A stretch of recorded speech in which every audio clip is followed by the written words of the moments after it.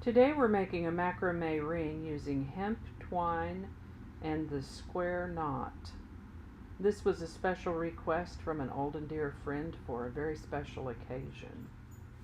The first thing I needed to do was reacquaint myself with the macrame knots.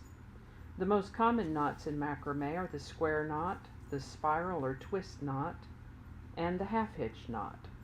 We won't be using the half-hitch today, and hopefully not the twist knot. The square knot and the spiral or twist knot are done using the same technique, with the main difference being the order, or shall I say the direction, from which the knots are made.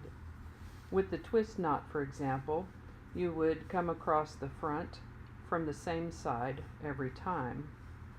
But with the square knot, you come across the front from, say, the left side first, and then bring the right side strand in front of the tail of the left strand, behind the work and through the loop, and then pull them up snugly.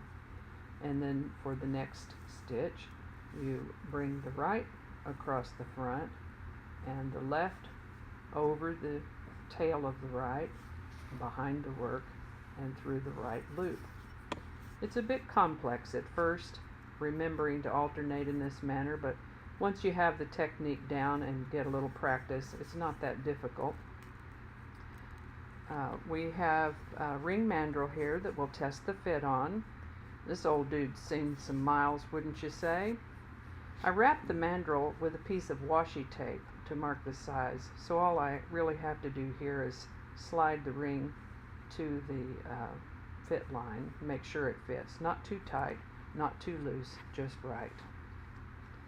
So again, we'll say the right strand goes across the front, the left strand goes over the tail and behind the work and through that right loop, and then pull them up snugly. You want to try to have uniform tightness with your knots.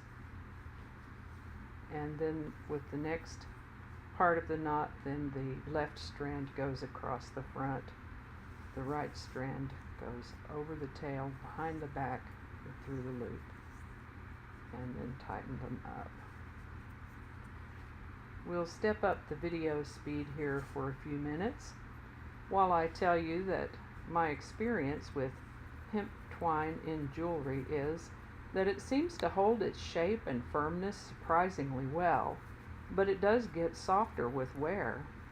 That might sound contradictory or mutually exclusively, but it's the best way I can think of to describe the way hemp wears.